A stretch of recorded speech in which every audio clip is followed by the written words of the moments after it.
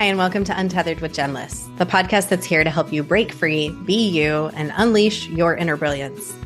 I'm your host, Jen, and in this episode, we're going to talk about how to make hard decisions that are authentic and true to yourself. Let's dive in.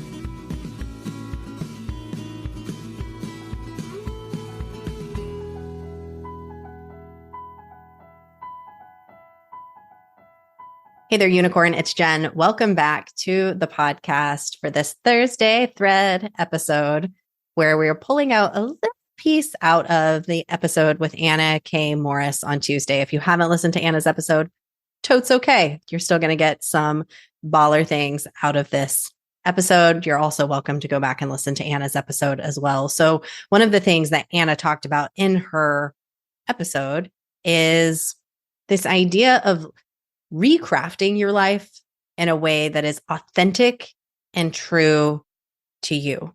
So she had this experience in her life where she woke up one day and realized that this perfect life that she was crafting, she had this amazing job in New York City and she had this hot boyfriend and all of the things that she thought were going to make her so happy. She traveled all the time. She was making good money. It should have been so good. She's beautiful, by the way. Everything was just this storytell life. And she hated it. She was miserable. And it all started to fall apart. Right at the time that she realized how miserable she is, everything started to fall apart. She's in New York, 9/11 happened, all of these things. She went on this unraveling. And sometimes the universe does this for us. Sometimes the universe unravels things for us when we think that we are living the life that we are supposed to live. Something comes and pulls the rug out from underneath of us. And sometimes that is the biggest blessing that could potentially happen to us, is that it unravels for us. What I would love to talk about today is that you don't have to wait until the rug is pulled out. You don't have to wait until somebody starts pulling that string for you. Actually, in fact, the sign that you feel a little bit of discomfort, that question about something not feeling right or not feeling fully fulfilled, even when you're I have all the things that I should want. This is indeed the life that I asked for. This is indeed the perfect life that I have crafted. Something doesn't feel right. Something isn't feeling as good as I thought it would feel. You're not a failure. That is not a fail.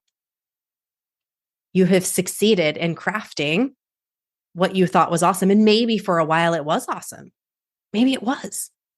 Why can't it have been awesome? And right now, it's not enough. You want something more. You want something else. It gets to be both. You get to be successful in where you have been, and you get to want something else. And it's also okay if you never loved it at all and you wake up and you realize this was not actually fulfilling to me at all. That's okay too. There's nothing wrong with coming to that realization. And it doesn't mean that you've done anything wrong. In fact, it's brought you to this perfect moment where you get to shift that. And then there are things that you get to share with the world based on the experience that you had with getting to this point and realizing, holy crap, this isn't actually what I wanted at all. Personal story. This is actively happening in my life right now as we speak. So my husband and I are both from the Midwest. We went to high school together. We got married very young. We're 22 years old, getting married. We'd already been dating for 5 years at the time that we got married. And I remember telling a close friend of mine, we're going to have 5 kids. We're going to get married in a Catholic church. We're going to immediately go on our honeymoon, and we'll probably have 5 kids. And I do hair, and I'll probably do hair forever. I love this job, and we're just going to raise our kids, and this is going to be our life.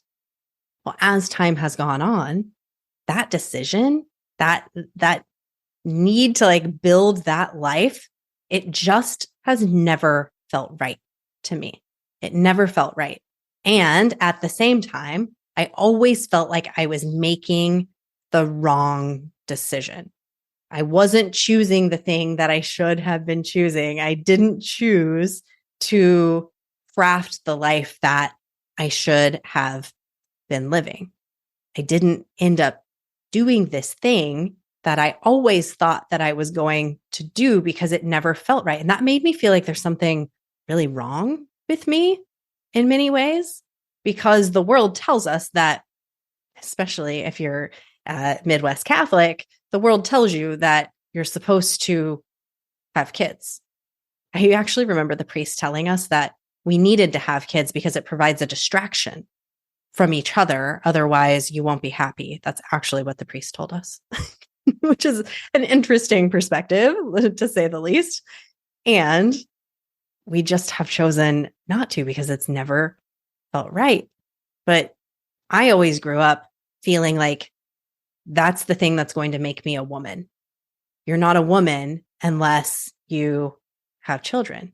You're not a woman unless you allow yourself that experience, because they say, like, you just don't know until you have them. And then everything changes, everything about you changes. And so choosing not to do that feels like I'm choosing to not have this experience that every woman is supposed to have. And so for 20 years, I have been carrying around, almost 20 years, this internal shame. I knew what decision this whole time, from like right around 25 on. It was just a couple years after it was pretty early, really, that I was really questioning if I wanted to have kids. And still, this decision that I was making all along the way that felt really authentic to me, I felt like there was something wrong with it, that there was something wrong with me, that I was making a decision that I would regret. And so there was always that, am I going to regret this? And therefore, instead of me just simply making that decision more soundly, I just kept the door open, which provided a lot of internal struggle, just keeping that door open. And I don't think that I fully realized how much struggle that provided until we very recently made the decision to fully, and yes, we're both 40, but people can have children well into their 40s. And we made the solid decision we're not having kids. And it's been so fascinating that once we made, it's done. It is done. We are not having kids. And I would thought, what am I going to feel like once this is like the door is closed? What am I going to feel like? And I feel free. Which for me is one of my values, freedom. That feeling of free is the feeling that I invite into my body every day. I breathe into freedom. I invite freedom in this moment every day because I know that that's the feeling. Like for me, that is the feeling, because freedom, that feels like peace. That feels like joy. That feels like love, that feeling of freedom. And that's what I felt when I made that decision. And it should have been no surprise, right? That I would feel free, because that is the feeling that the decision to not have kids offers me, right? And still, I just let that door just like flap open for years and years and years without making that decision for myself. And since we've made that choice, my husband and I have had some really interesting conversations that we were never willing to have before. It's like we were never willing to talk about our, children that we were choosing not to have and what names we might have named them. Now we've been able to have these conversations. It's like coming up in conversation where we finally feel comfortable to have it, because we finally said, this is what's right for us. But I knew the feeling, like I know the freedom feeling, and I could have made that decision a long time ago. And so that's why I bring this up, because how do we make hard decisions that feel authentic to us? And it's that feeling.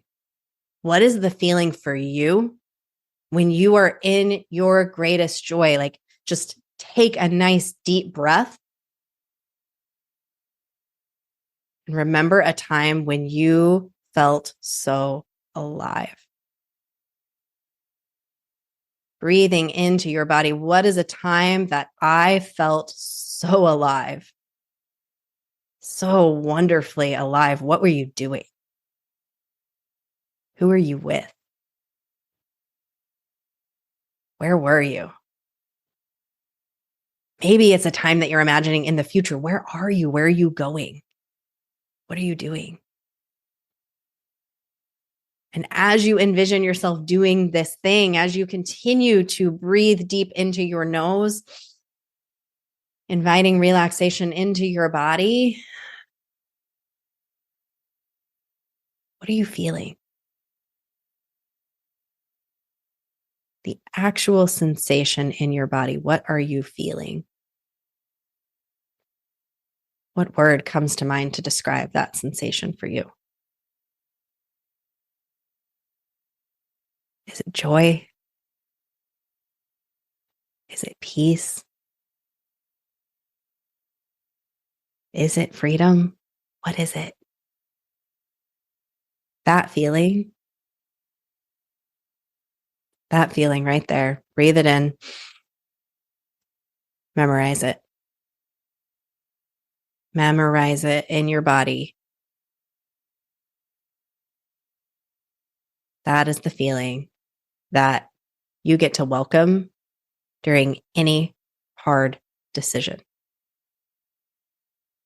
When you go to make a decision like this decision that my husband and I were making, choosing not to have children, maybe yours could be choosing to leave your job, maybe choosing to start that business, maybe choosing to buy chickens because it's going to delight you. Maybe your word was delight, whatever that feeling is in your body that feels so alive to you. Use that when you go to make this hard choice.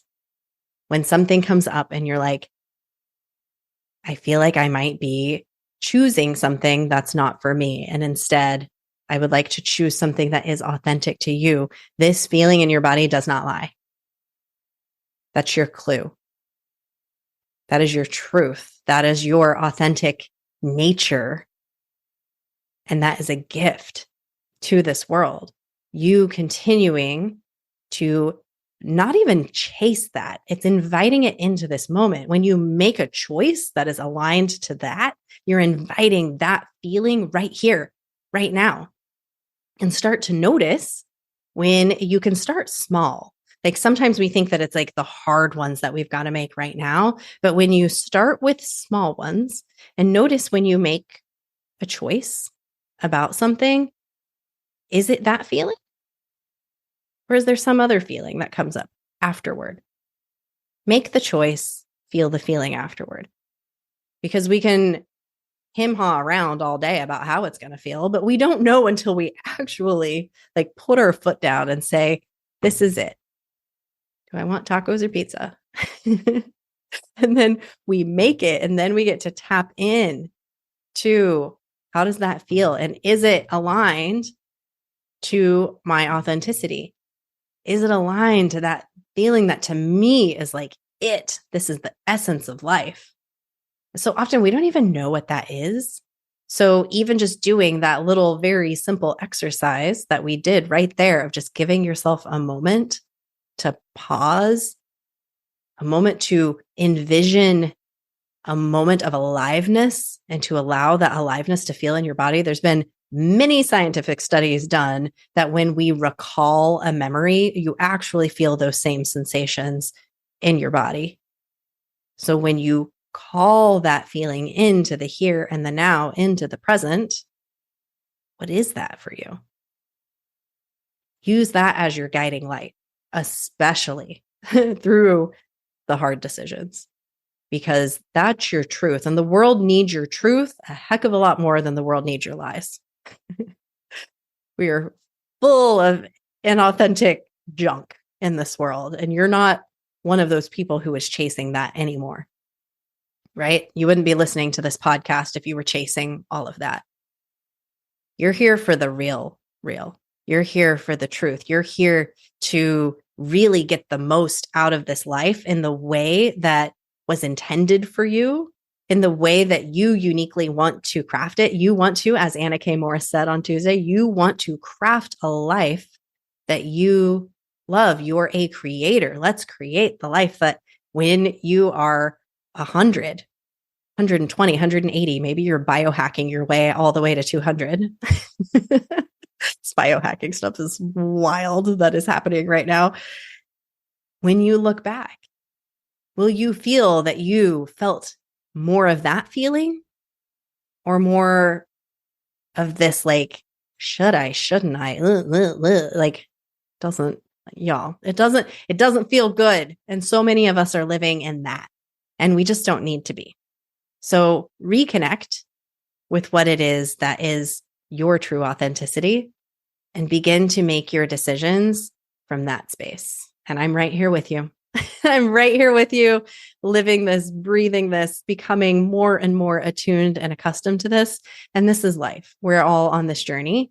And it's like we have to, at some point, we live enough life that we realize the importance of this. For some people, it's only like 15 years old. I've got a nephew who's like 19 and he's so wise and talking about these things. I'm like, oh my goodness. It wasn't until I was like in my 30s that I started thinking this way. Some people, it's, only after a few years, they're just old souls. Some people, it's, once we're in our 60s, 70s. Some people, it is when we're right around in our 30s, 40s, whatever age you are at. It's like you've lived enough life that you know the rub of inauthenticity and you're ready to feel what it feels like and to really live a life that is truly aligned to you. Thank you so much for listening to this episode. I hope that you got something really beautiful out of it that you're going to take away into your everyday life and begin applying, especially when it comes to making decisions. That is one of the huge places that you can take your power back in your life. Thank you again so much. You just keep shining your magical unicorn light out there for all to see. I'll see you next time. Bye.